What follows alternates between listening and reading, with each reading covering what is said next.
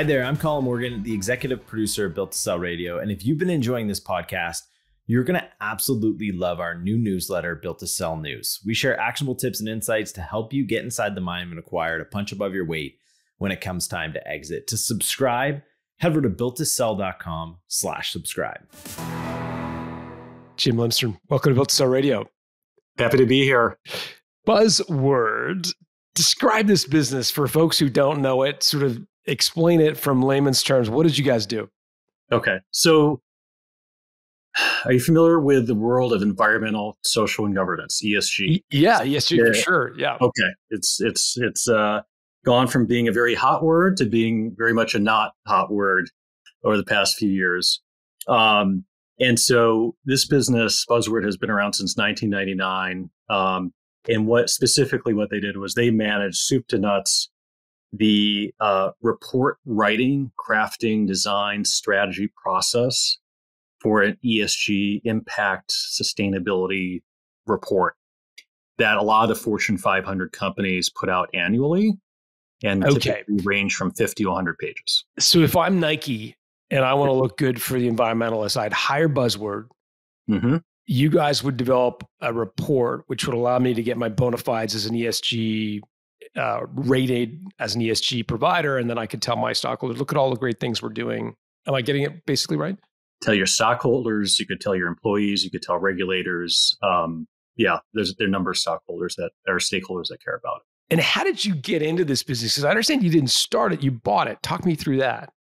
So I've run a number of businesses over the past, I'm now about to turn 52. So over the past almost 30 years, and they all had some sort of mission or impact angle. It might be alternative energy, it might be healthcare, it might be workforce development, and that not only did that sort of fulfill a personal mission or itch that I had to scratch, but it also helped me attract sort of really great people.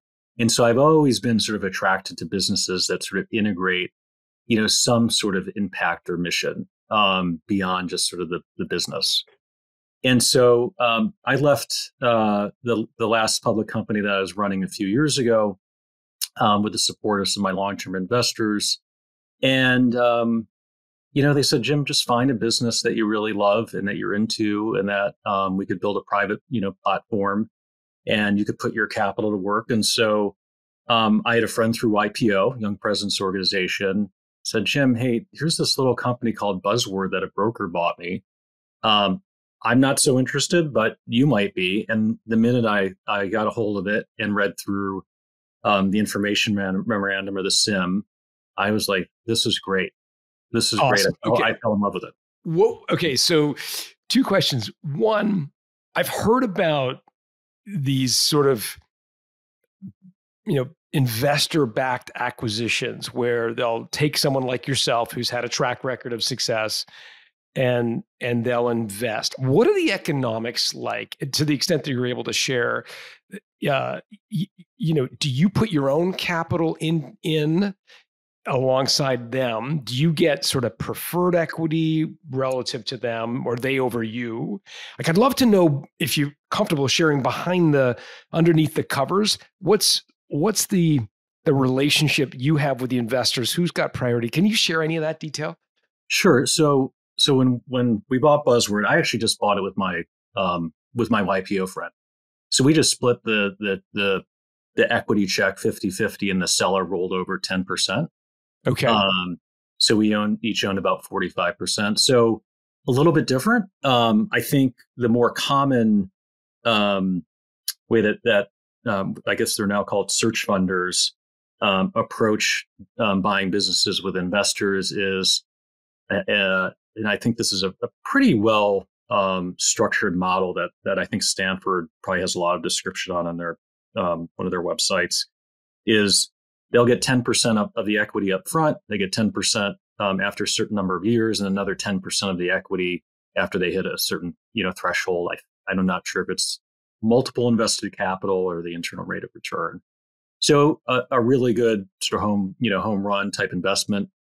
A CEO who wants to step in and doesn't have the capital, but relies on investor capital, can end up owning upwards of 30% of equity of the business. Got it. But in your case, it was a 50-50 split between you and your YPO guy. The seller uh, rolled 10%. Is that right? That's right. We went on to do other acquisitions, so we brought in other capital. At a later date, I put in more capital, but that's how we started it out. Okay. And what was it about the SIM, for my listeners, confidential information memorandum? It's just kind of like a brochure for the company. That's probably overly simplistic, but yeah. What was it that tweaked your curiosity? What made you go, yeah, beyond maybe obviously it was a purpose-driven company, but maybe go further than that? So the theme, I sort of knew that the tailwinds that were coming on. And this was sort of early 2020, August of 2020. So we had sort of great macro themes, but then when I dug into the business, I noticed two things. One was there were a whole host of Fortune 100 and 500, Fortune 500 clients that had been with the business for several years. So they didn't necessarily have like a recurring revenue type business. There were no multi-year contracts, but to see loyalty from, and this is on their website, JP Morgan or American Airlines, actually American wasn't a client then, but those types of clients come back year over year, they're doing something right. So that's one. The second thing is, this is a people-based business. They had one employee, which is a whole nother topic. The rest were contractors. But when and I do this for any investment I make, I will go into LinkedIn and I'll look at every single person who's involved with that business.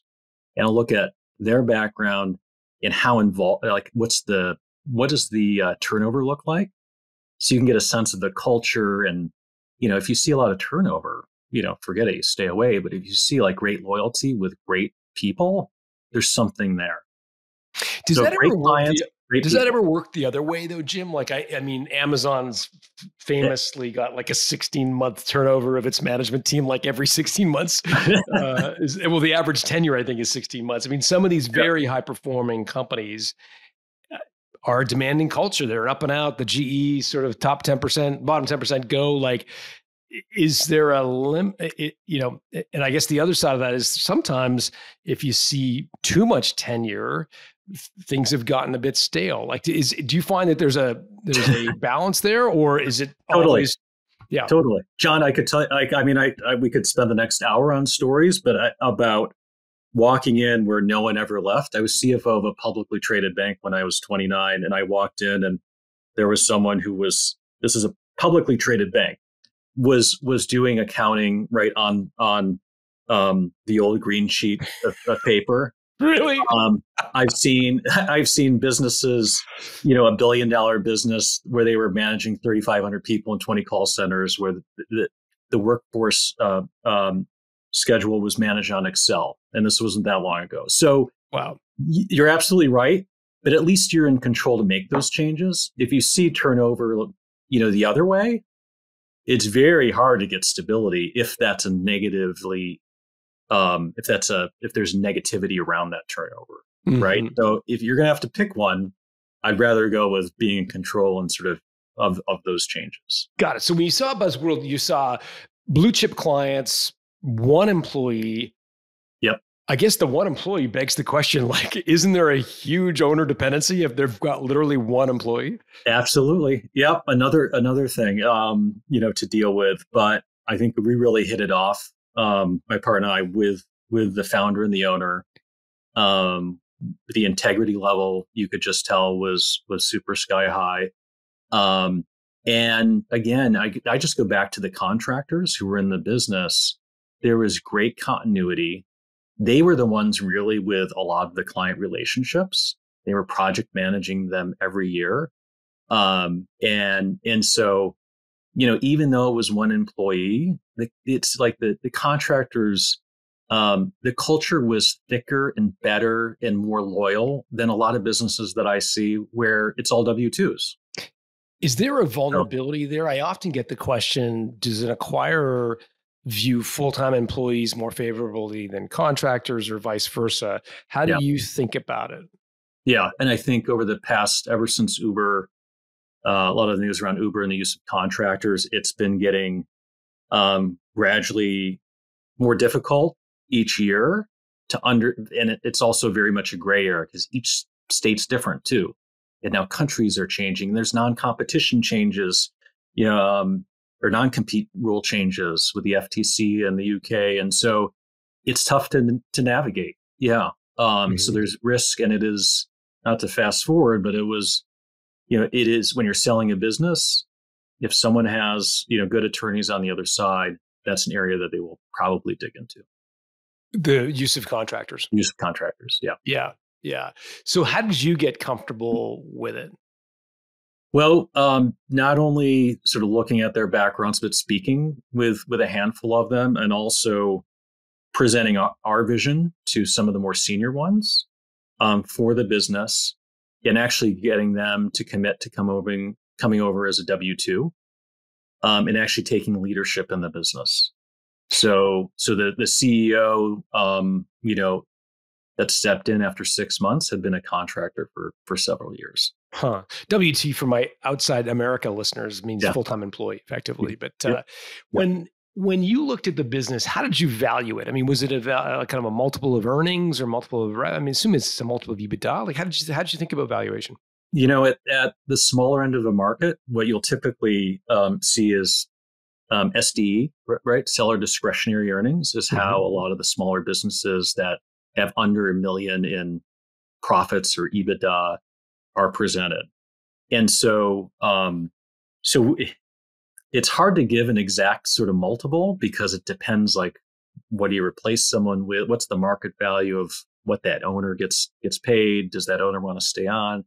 It gets messy, but I think, as you think about multiples in the smaller end of the business, they're typically 3, 4, 5 times, pre-tax profit or EBITDA. And how big was this company? Like, are we talking, to the extent that you're willing to share, it's only one employee, but are we talking millions in revenue or south of $1 million? Like, where was it at the time? It was north of $1 million and low 7 figures. Got it. Okay. And profitable? Yeah.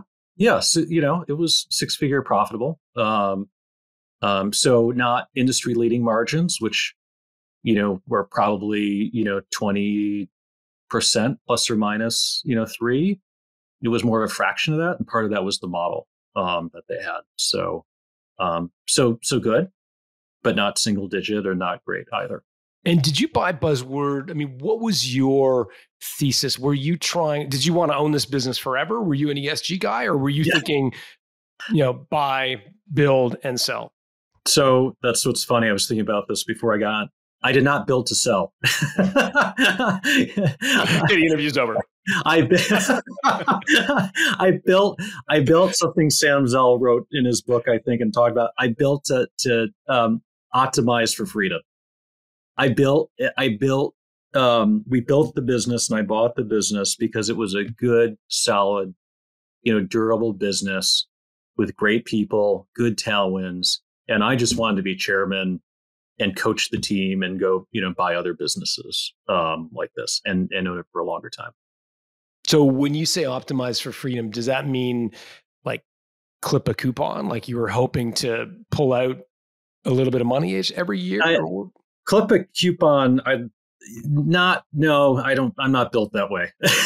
So, no, I mean, really, not having to spend time with customers myself, not having to, I really want to spend time with the CEO and the leadership team, every week, every couple of weeks, and really sort of coach them and give them sort of insights that I've seen through all the businesses that I've invested and worked with through the years. So you wanted to be the kind of Michael Gerber work on, not in. You didn't want to. Yeah, I want to be chairman and have 5 companies that I'm chair. Yeah, got it. Yeah. Okay. How did it work out? Well, it worked out well. So from a couple perspectives, in terms of optimizing for my freedom, it did work out. I mean, the first 6 to 12 months, there was a lot to set up, right? I'm very much focused on best technology, best practices. How do we build out the infrastructure to make sure this business is scalable for the tailwinds that are coming? how can we attract the best people? And so that takes a lot of work, and we had to get people on board to help sort of implement those systems and processes. But we got it done, and we got some great people, and we built out, that sort of infrastructure, and we had good tailwinds. So yeah, it all worked out, well for I think everybody. Just two quick questions to follow up. You referred to talents, and I just want to make sure I first heard it as talent and T, but now I'm hearing talents. Am I getting it right? Sorry, talent. Talent. Okay, like employees, the team. Got it. Okay. I just a new terminology. I was like, is that something new? Okay. So that's fine. So we're building out the talent. This all sounds expensive. Did you and your YPO investor have to kick in additional funds after buying the business? Did you take on debt? How did you finance this improvement? No, it was all sort of internally generated. I think that's the exciting thing that's happening today is when you're looking at building out sort of the infrastructure and the technology. It's not like it was 10 years ago or 20 years ago, right, John? Like some of these systems are getting easier and easier and easier to implement and cheaper to run. So that's sort of bucket one. In terms of talent, we have the talent right there in terms of the contractors. So we brought a number, we just converted them over to become full-time employees. We gave, some of them, including the CEO, basically a profit share, in the business, which I'm a big believer in. And so we didn't have to reinvest. And the company also had very good cash flow dynamics. They get paid up front when a customer contracted with them. Not totally, not all of it up front, but we also had, Fortune 500 companies who always paid. Right? They were very respectful of the business. So we didn't have any sort of bad debt or cash flow issues. So yeah, no. And I always said, look, we're willing to put more money in. I pushed probably every month. How can we make this business sort of better, even better than it already was? But we never came up with the ideas where it actually warranted putting in more capital. Interesting. So talk to me about the transition from contractor to full-time. I'd be curious to know why they were set up as contractors, if they were effectively full-time employees, like why they were in the old world contractors. And what was it that was so important to you to move them into a full-time role? Maybe talk through that a little bit. I'm sure a lot of our listeners have contractors, and they're asking themselves, "Is this going to be a liability when I go to sell?" Yeah, and it could be. I didn't think of that way. I think there are a couple of things. I can't answer sort of for the original owner and her thought, but I think if you think of these ESG reports or impact reports like annual reports that coincide, with a public company filing every March, which is pretty common, their year-end report, or February, you get this, it's seasonal, right? People start working on it in November and December, and then in April, like they're done, and people go on vacation in this world.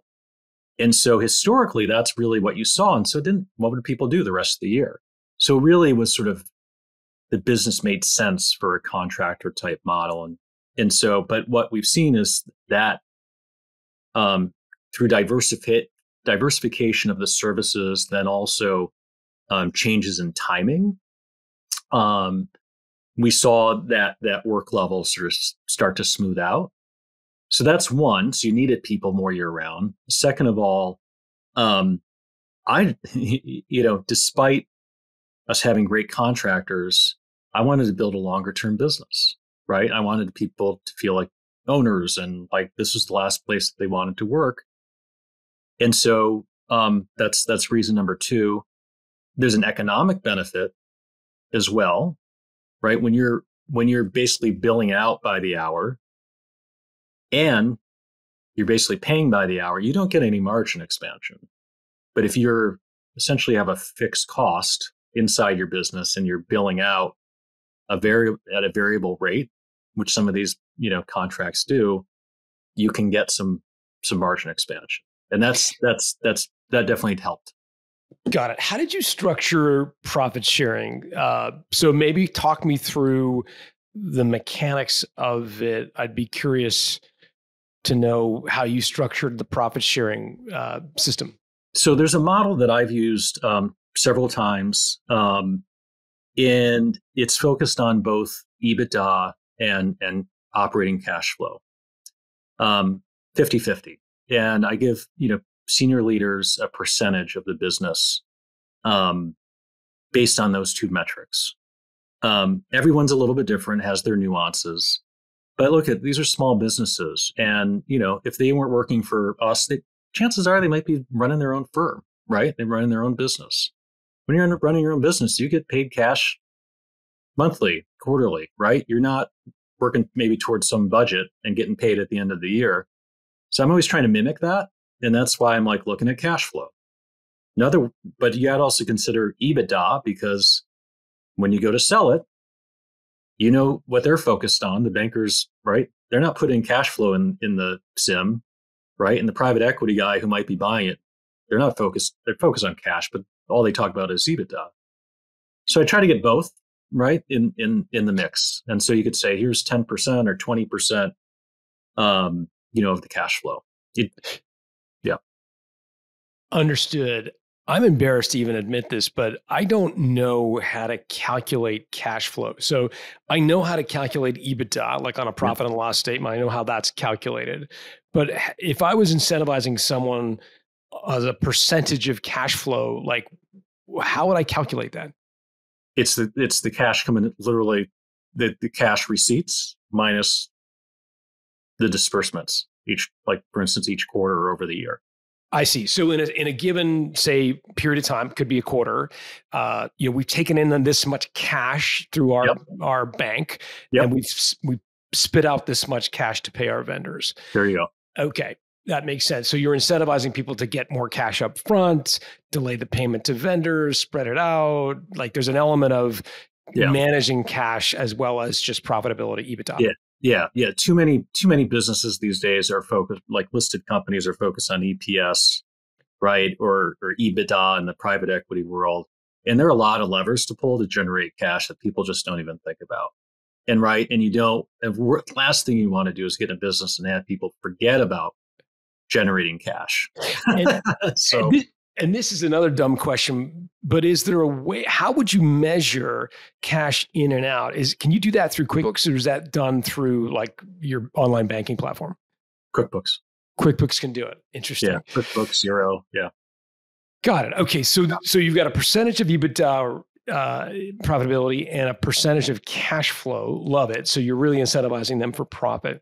What it doesn't incentivize them for is growth and innovation, because if you're just managing to the bottom line, a lot of those longer term projects get shelved. How did you manage that inherent conflict between incentivizing your employees for profit, but also wanting to invest for super long-term projects?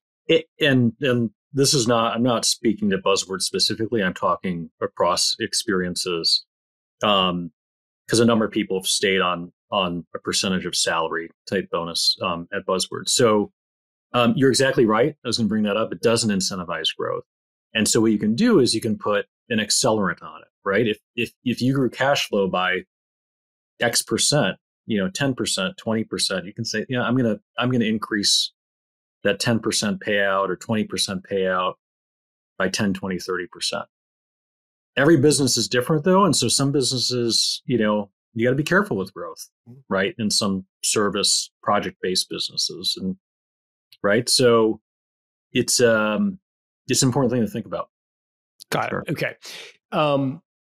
So go back to, if we can, focus on BuzzWord for a second.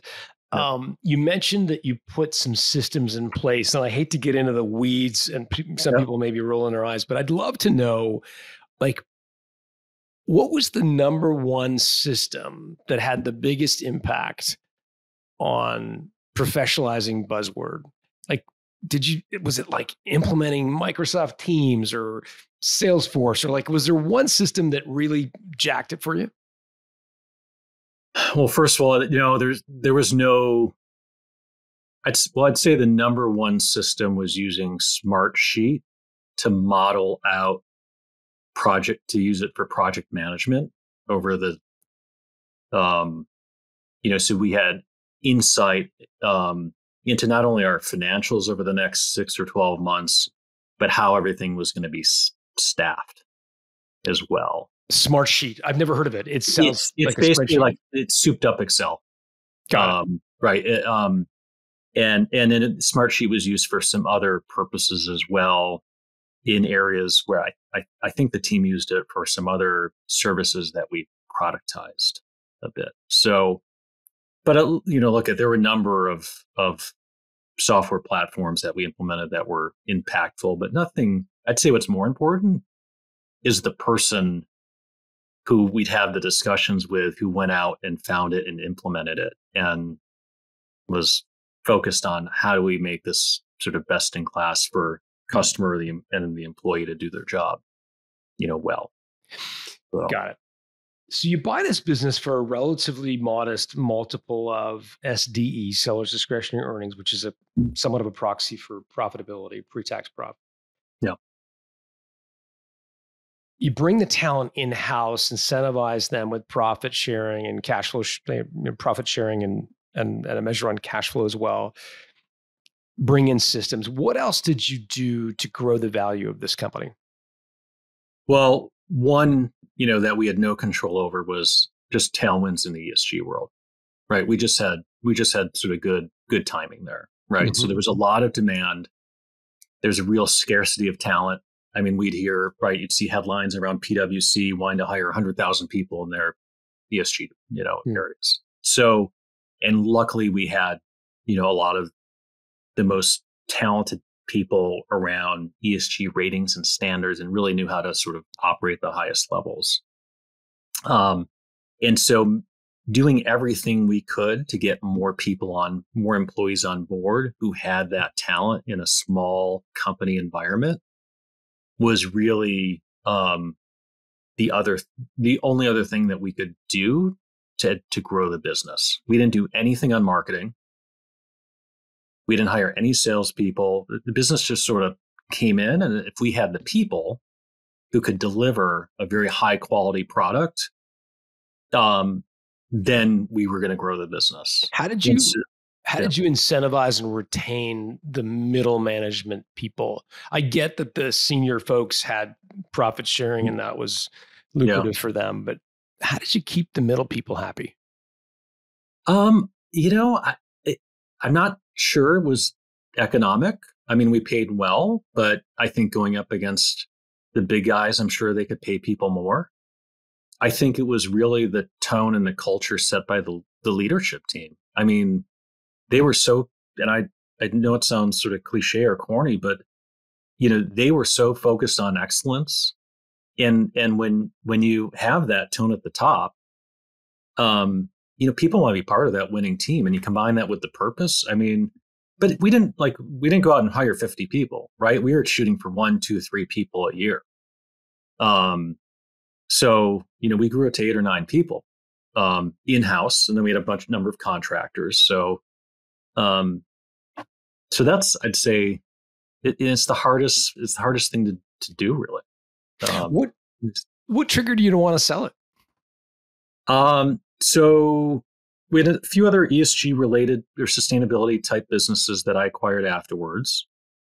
And we just kept on getting inbounds, from private equity and from strategics. And, they were coming in every week or two. And so, one we got along with well, and they, presented an offer, and we said, well, this is nice, but we're going to hire a banker, and we're going to talk to a handful of strategic acquirers, not private equity, and just see what's out there. And I really didn't care about selling. At the end of the day, we were presented a very attractive offer on BuzzWord with a great acquirer, and the rest of the leadership felt like it was a good match, and the the founder who retained 10%. And so I was happy to go either way. That's what I was saying. Like, I didn't build this to sell. I'd be happy if, we continued to own it. So it was a combination of, attractive home, which doesn't always come around every day. A few people at the top of the business who felt very comfortable with that attractive home and had sort of high standards around, we were going to sell it. They wanted, like, that was important to them. And so it was a combination of things. But I was, again, happy to go either way. You'd gone from 1 employee to 8 or 9. Like, how much bigger was the business when you went to sell it than when you bought it? Yeah, it grew by sort of on the top line, 2 to 3 times, and margins expanded as well. So we had some growth that far exceeded our expectations. When we bought the business. And when you shopped it, did you get multiple offers or just the one? Well, we didn't shop the business individually, right? We were approached by a number of firms. We hired a banker, like I said, and so one firm in particular just had a real interest in the individual business. That was just a good match, and so we certainly could have gotten multiple offers on that one business if we just shop that. Yeah, and how did their offer was clearly higher than you paid for it because the business was 2 or 3 times the size. But how did it compare on a multiple that, to the extent that you're able to share as much as you can? Small businesses around $1 million in sales, trading at, I think you said 3, 4, 5 times SDE. Like, where did it get to, and how much improvement did you get? Yeah, well, when I can't talk about the transaction specifically, but I can tell you, when companies cross that $1 million EBITDA or SDE figure, you're getting into multiples that go from sort of below 5 to north of 5 to 7, 8, 9, 10. Particularly if they've been professionalized and they're more scalable. That's pretty common. And it makes sense for a larger strategic acquirer that's private equity backed. They probably, they can pay in the teens in terms of buying a big asset. So if they're using, for them to go and pay 8 times for a business when they're at the parent company at 15, 16, 17 times, and they're going to sell at that level, it makes all the sense in the world for them to pay 8 or 9 or 10 times. Right. Because it's accretive the moment it goes on their balance sheet. And they're probably paying without even putting more equity in, right? Yeah. Using debt. And the structure, walk me through if you're able to share. So you and your YPO mate were 45 shareholders with the 10% coming from the former owner. Most of the private equity deals I've seen are these kind of hybrid deals where they'll buy 60% and they'll ask the owners to roll 40%. Like, was there an equity roll, or how did you structure it economically? Yeah, again, I can't comment necessarily on the deal, but I can tell you that our cap structure changed because we did more acquisitions. So it wasn't that 45, 10 anymore. But you're right. Most acquirers will want a roll, or they will pay on an earnout, or they will pay on retention, the team sticking around. Mm-hmm. And all that makes sense when you've got a founder own business and run business who are going to continue on with the business. I think in our case, the employees weren't equity owners in the business, right? So, and we weren't going to continue on. So, I think there are cases where I'd be happy to roll equity. But, in cases where I'm not going to add value going forward, right? I'm not involved in the business, the private equity firm would be like, well, we don't want to give equity to him if issue equity at a low multiple, right? We want to keep that. We'll just pay cash, right? It's more accretive to do that. So, so we did not, so taking, cash really can make more sense in sort of a transaction like this. How did you share it with the team? I think a lot of our listeners wake up in the middle of the night in cold sweat thinking, gosh, how am I going to tell my team? These are the people that have brought me to the dance. They're the ones that have really kind of believed in me, the idea, the vision. And here I am kind of selling out, or at least some people might perceive it that way. Yeah. How did you tell the BuzzWord team that they had a new owner? Yeah. So the leadership really wanted to take on that role. And so I really defer, as I do a lot of times, to the leadership of the companies I'm involved with. And so I'll give them, my thoughts. But so I wasn't involved in this case, and I think there was a lot of things to be excited about in terms of crossing the initial bridge with the leadership and the founder. I brought them in fairly early on and was like, "What do you think?" Right? It was very much, we operated, very much like a triumvirate in a lot of ways, right? We wanted, it was very much sort of a partnership, and so, it wouldn't have gone very far if they weren't in favor of it. And so if they're in favor of it and they're talking to the team and they're excited about this new home, things can, that kind of conversation can turn out, pretty good, particularly if, the new home offers, some financial incentives and has a great vision and mission. And it wasn't like we were selling to a private equity, firm. How did you stick handle the profit sharing? I've asked other owners with profit sharing, and it's a bit of a mix. I'll tell you one story early. You've listened to a couple episodes. You may remember Sherry Deutschman. She sold early in the Built to Sell radio, maybe 2016, 2000. I interviewed her, and she sold to private equity. And a big component of the culture of her company was this sort of very meritocratic profit sharing program that rewarded even down to the kind of factory floor people. Yeah. And she was basically very passionate about this profit sharing program. And she went to sell, and the private equity company gutted it virtually overnight.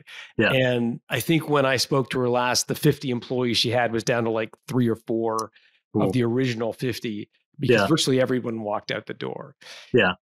She, the regret she had was not sort of papering into the agreement that the profit sharing program would continue. How did you stick handle that? It sounds like it was a big deal. Well, it was not for everybody, right? Right. And that's the case in a lot of businesses I'm involved with. And in some cases, people don't want that, right? They want to know, like, here's my target. I'm going to shoot for 10, 20, 25% of my salary. Right. I came from a larger business. My friends, that's what I want. So it's not for everybody. It wasn't for everybody in this case. So it really wasn't sort of an issue. I don't know what happened afterwards.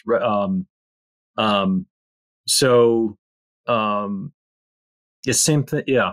So I think, as I've seen over the years, compensation structures, while they might make sense for you and me, everybody has their own sort of views in different parts of the company. So, yeah. And so you decided to sell, and now you're into a new business. And I just want to kind of touch on Verdian, because I think it's fascinating. I think our listeners would be really curious to learn a little bit more about the ratings you're doing on PE firms and what kind of precipitated that. So just describe for folks what you're up to now, the Verdian company. What is this? Yeah, it's Verdian Insights. And so that is the name of the new platform. We kept the capital that from the BuzzWord sale in Verdian. And we're making acquisitions sort of in that. I hate to call it holding company, because we do a lot more than hold. I wish I knew how to just hold, but so we have 4 businesses. 3 of them are on the Verdian website right now. But look, we're very much focused on, how can we help businesses in some critical areas do better or protect themselves on the downside. So Build RI, which is Build Responsible Investment, it's build-ri.com. We have profiles on 500 private equity firms and ratings on their approach to responsible business practices and sort of their value creation or value builder type capabilities. How good of a partner are they going to be for you if you're selling to them? And so we went through and used AI and our own team to collect all sorts of outside-in data, so probably over 50 different indicators, and synthesize them into a few ratings. And so right now, like those high-level ratings and those profiles, and actually we added reviews, and are available on the website for free. So it's kind of like a G2 or a Zillow or Capterra, for Yelp for private equity. So cool. I can imagine that being very attractive. So an owner can go evaluate their private equity company on your platform to know kind of what its reputation is, so forth. Yeah. That's fascinating. And the economic model, as I understand it, is selling that data to institutional investors like endowment funds who might place some of their endowment with a private equity group to build it. Is that how do you monetize it? So we just launched it in May, so it's still early days, but we see investors in the private equity funds. We can see them spending time and talk to them. They're interested. Entrepreneurs, owners who want to find the right partner, and then actually private equity themselves. They want to understand actually and show when they're going to meet with a seller of a company, they want to be able to say, here's Build RI's data. Here's how we compare to 5 other private equity firms. And here's one page, and here's sort of the Build RI magic quadrant. And here's how we fit. And here's how, here's some testimonials from our portfolio companies about how we're going to do a better job and be a better partner than, the 5 other people who are trying to buy your business. Because it's so competitive out there, right? For good talent and good businesses. Yeah. The world of private equity has exploded, of course, and anything that can give them the good housekeeping seal of approval, the 5-star rating, is going to be very attractive for, I would think, a lot of firms. What a cool business. This sounds really interesting. So the business is Verdian. Tell me the website again. It's verdianinsights.com. So it has links to that. We have another business called Stock Ocean that we bought, and are rating public companies on their buyback programs. So you can see if a company's blown through $1 billion in buybacks over the last 10 years, or they've created a whole heck of a lot of value. And then a third business called Financial Crime Academy, which has 100 different courses on everything from anti-money laundering to compliance to cyber training for a very low sort of annual price, and certifications around it. So I really want to give sort of as much back to sort of smaller businesses in terms of education and training, certifications. So when they're ready to sell, or they're just ready to hold and sort of optimize for their own freedom, right? That they're set up well. So we'll be buying more of the businesses, in the future to sort of help the smaller businesses sort of achieve those goals. And with Verdian, are you the CEO and founder, or have you brought somebody in? Someday. No, I'm the CEO and founder, and I own it with a handful of other investors who've been with us for a few years, who've come largely out of the private equity world, actually. Jim, I want to understand how your disposition to Verdian and the way you approach the business is different than when you owned BuzzWord as what almost sounds like, in your characterization, is sort of almost like a dispassionate investor. Like the BuzzWord team was responsible, and as a former founder, it was her decision to a very almost hands-off in your own description. Yeah. It sounds like Verdian I'm putting words in your mouth, is more of your baby. I Yeah. mean, you're certainly in the driver's seat. I just be Yeah. curious to know how that feels. Compare and contrast the two businesses. So BuzzWord, it's a compliment to the team there because they were so good, right? They would just be like, Jim, we got this, right? Like I couldn't add any value. So what am I going to do? I just get in the way. So I was lucky there, and hats off to them. And also, key difference in the business. That business is very much a project-based client service business, right? You're taking other people's content, you're adhering to their schedule. What we're creating now is we have our own data, we have our own content, right? In terms of an online education business. So we're setting up to scale, right? Right. We don't have any client deadlines, right? It's a SaaS business in a lot of ways, and we can impact. We've sold Financial Crime Academy. We're in 120 countries. We've educated 20,000 people in the last 2 years, right? So I can put as much energy as I want to into this. I'm not going to break it probably like I would in BuzzWord. I would have. And so the scale and impact and scalability of the businesses that we're setting up now, I love it. And so I have, 3 kids at home. I'm not doing anything else. Business is my passion. And so I couldn't be happier. I love it. I love it. Interesting. So, it's funny because you characterize like optimized for freedom BuzzWord. You're hands off. Hey, we'll coach the team. I'll meet with them once a week or twice a month and give them some feedback. And very much the elder statesman, if you'll allow me to use that expression. It sounded like, right? Yeah, I've got lots of experience. I'll share that with you if you want it, but it's your decision. Very hands off. Which for a lot of people, I think, is like the dream. Right, is the ultimate dream for many listeners. Yeah, they don't want to be collecting receivables and making sure the door's locked and the IT system's not going to break. Like they want the role you had at BuzzWord. Yeah, right? Yeah. Here you are going the other way, and I'm finding this really curious. I'm not saying I'm doing the right path. I'm not the smart one necessarily, but I'm having fun and I love it. And it's frustrating at times and whatnot, but I can see the impact that I'm having. I love it. I love my family, exercise, and business. And so, I think, it also there's an important concept when you go to sell a business. And when I struggled with BuzzWord, how much do I fight? The team about let's just stay independent. Let's keep going. And when I talk to people who were, in their 70s, who'd seen it all, great investors, they're like, Jim, it's all down to opportunity cost. What else are you going to do with the capital and your team? Right. And so you really got to think about that when you're going to sell a business, right? Or if you're just optimizing the business as well to free up your time. What else do you want to do?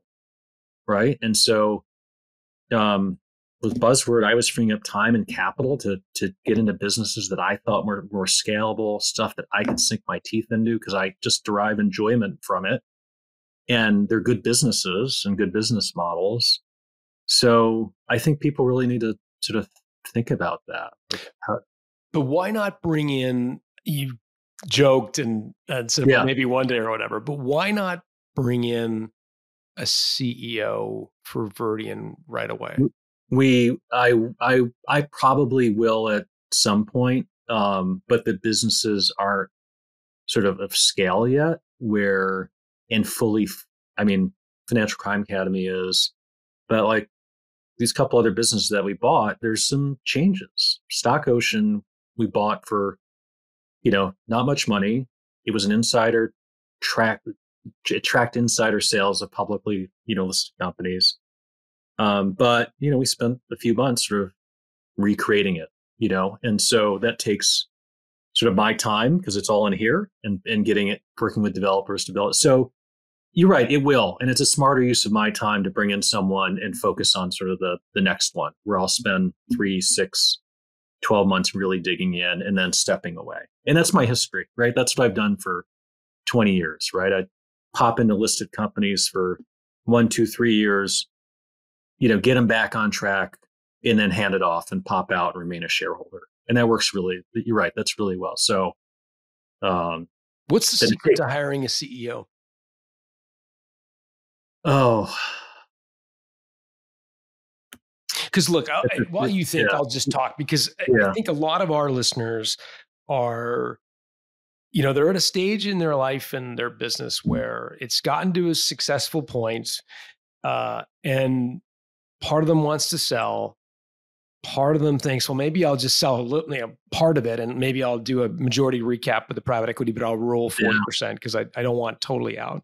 And then others are saying, I want out of the day-to-day, but boy, if I could have a role like Jim, where I meet with my CEO once a week and I give him or her a little bit of a pep talk and a bit of my sage wisdom and just remain as a shareholder, boy, that would be great. But to do that, they've got to hire a CEO. Yeah. And I think everyone listening has heard or had personal experience with a disaster bringing in someone from outside who doesn't understand the culture, doesn't understand the the customers. Yeah. So what's the secret? I think it's to hire from the inside. I think I've found it incredibly difficult to hire from the outside. I've seen a lot of companies as an investor, not have any success at hiring from the outside. I ran a company called IES Holdings, which was, I was the sixth CEO, and after 5 sort of periods of value destruction, they rolled up 200 small companies. And, luckily I led the team to turn it around. It's gone on to return sort of 100x for investors since 2011. So we went through all, we had small companies that had issues. And one of the themes was when they had issues, we weren't able to turn around that business by bringing in someone from the outside.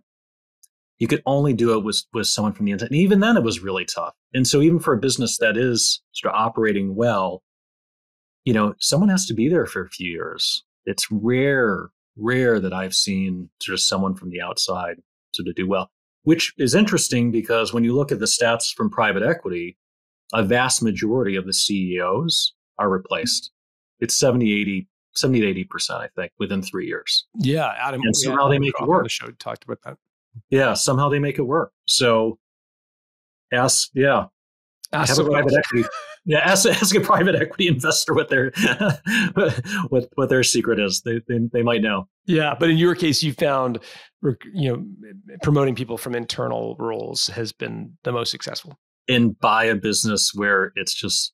Sorry, I'm talking more to acquire, but you've got to position your business. Like a lot of the lessons that you have. How do you build the business so any dummy could run it?